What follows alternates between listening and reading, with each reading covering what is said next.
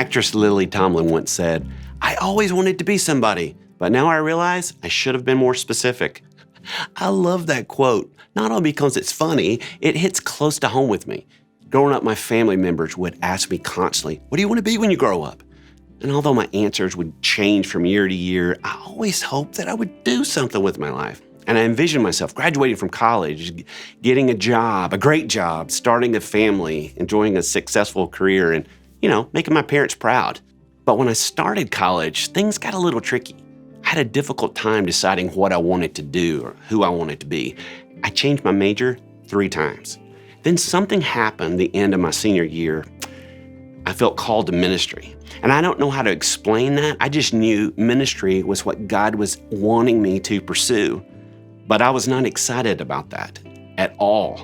So I spoke to a pastor at my church about my dilemma. And the next thing I knew, he offered me the job as the youth pastor.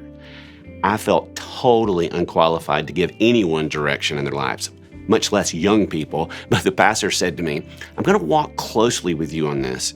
I see something in you." And even though I felt totally unqualified, I agreed to try it. And it didn't go great at first. It's hard to lead a Bible study when you don't know anything about the Bible. But I struggled my way through it and ended up loving it. And in the process, a crazy thought crept into my mind.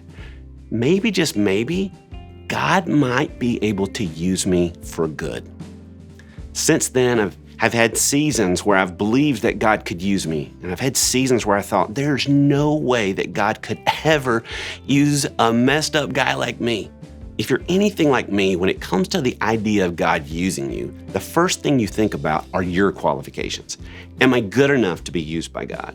Do I know enough for God to have an impact through me? Have I made enough good decisions in my life to be able to help anyone else? Why would anyone else want to follow my lead? What if I try to help people and I lead them in the wrong way? The problem with looking at qualifications is that we rarely feel qualified. We almost always feel too broken, too inadequate, and not wise or holy enough to help someone else. Another issue we have with God using us is that we have enough problems and challenges of our own. If we're honest, we feel like other people need to help us. Our schedules are busy with work and kids and sports and family, friendships, church, exercise, car repairs, all the things. If we had a break from all that, we'd want to focus on our own self-care. We'd want some space for our own spiritual, physical, and mental development. After all, we need it more than other people. But that doesn't matter because we really just don't have time. And one last thing. Often, it doesn't even cross our minds that God could use us. It's not that we're being selfish. We just don't wake up and think, I wonder how God could use me today. We don't look for opportunities to be used by Him, not because we don't care, but because we're simply trying to survive our own lives. We're taking it one day at a time, and there's nothing left in the tank to help others. In this series, we're talking about questions Jesus asked that stretch our faith. In this highly dramatic scene that we're going to take a look at, Jesus asked an interesting question. And I think that question will be helpful to all of us when it comes to considering the idea of being used by God for the good of others. We're going to go back to the Gospel of John, a book that we looked at in week 1 of the series. John was a disciple who traveled and worked alongside Jesus. In fact, when Jesus died on the cross, he asked John to take care of his mom, which means that John knew Jesus pretty well. They spent a lot of time together, and Jesus trusted John. So we can read these words knowing that they were written by an eyewitness who was trusted by Jesus. When he was on earth, Jesus traveled from town to town with his disciples. Crowds almost always gathered around him.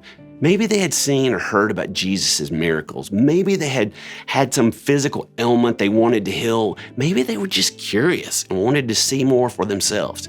People wanted to be near him, often because they wanted to get some benefit for themselves. This particular day was no different. Check it out. After this, Jesus crossed over to the far side of the Sea of Galilee, also known as the Sea of Tiberias. A huge crowd kept following him wherever he went because they saw his miraculous signs as he healed the sick. Then Jesus climbed a hill and sat down with his disciples around him. It was nearly time for the Jewish Passover celebration.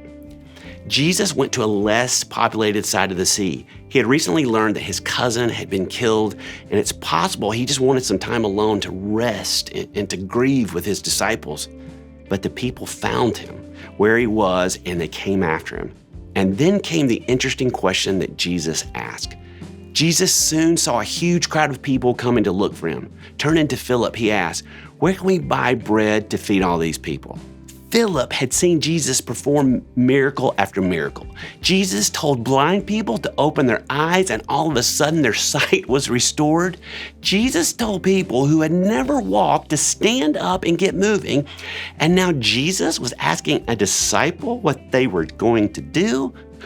But the point wasn't for Philip to come up with an actual solution. The point was for Philip's faith to be stretched. Check out what John wrote next. Jesus was testing Philip, for he already knew what he was going to do. Out of Jesus' love for Philip, he wanted Philip to grow through this experience. This is how Philip responded. Philip answered, "It would take more than half a year's wages to buy enough bread for each one to have a bite." Philip answered Jesus with the physical and practical concerns. Like an accountant, he calculated that it would take about 8 months' worth of paychecks to make a dent in the bellies of the hungry crowd. So often you and I can respond the same way to God in the physical. We tell him all the reasons he can't use us. We're unqualified. We don't have time. We have too many problems. But God doesn't operate in the natural. He can do the supernatural. He's God. He's capable of doing things that we can't see with our physical eyes. Instead of looking at the situation through the eyes of an accountant, Jesus wanted Philip to look at the situation through the eyes of faith. What if Philip would have responded by saying, "You, Jesus, you're the great miracle worker. You are God. You tell me what we should do." So often we ask, "What should I do? How can I do this?" When we should be asking, "God, what do you want to do in and through this situation?" Then Andrew, Simon Peter's brother, spoke up. "There's a young boy here with 5 barley loaves and 2 fish. But what good is that with this huge crowd?" What's interesting is barley bread was known as the food of the poor. It was low-class bread. Still, Jesus now had something to work with. "Tell everyone to sit down," Jesus said. So they all sat down on the grassy slopes. The men alone numbered about 5,000. Then Jesus took the loaves, gave thanks to God, and distributed them to the people. Afterward, he did the same with the fish, and they all ate as much as they wanted. After everyone was full, Jesus told his disciples, "Now gather the leftovers so that nothing is wasted."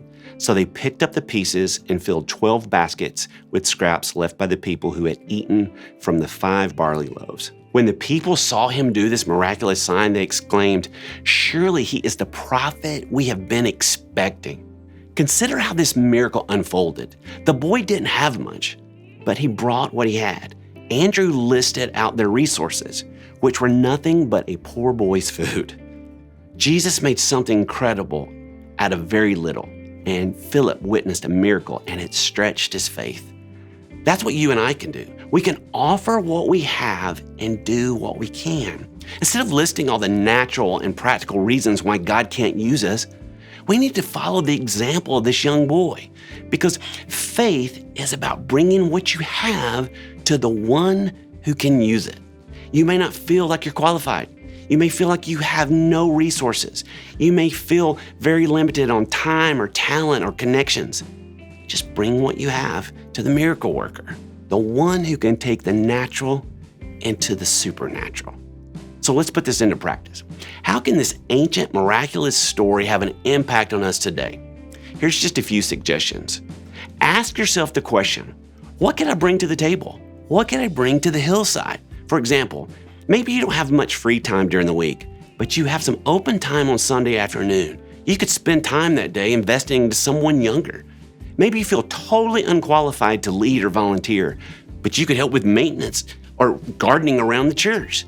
Maybe you're already at church on Sunday mornings. Why not volunteer in the children's ministry once a month? Maybe you already go to your kids' elementary school to have lunch with them once a week. Maybe you could mentor an underprivileged kid at your school and have lunch with them once a week. Maybe you don't want to or lead or teach anyone, but you're a great cook. You could have college-age students at your house once a week for dinner. There are opportunities everywhere. We just have to look for them. Which brings me to the next point. We need to open our eyes for opportunity. Andrew noticed a boy who brought his food. The boy simply noticed that the crowd needed food. Maybe now's a good time for you to pray and ask God to show you opportunities where you can bring Him what you have to the hillside. You and I may be surprised at the opportunities that God will present us. God wants to partner with you in accomplishing things that go beyond your wildest imagination. If you trust Him to work through you, as broken and as unqualified as you feel, I believe that you will look back years from now and say, "That was amazing, God. I don't know how you did it, but I'm so grateful that I was able to be a part." Because faith is about bringing what you have to the one who can use it.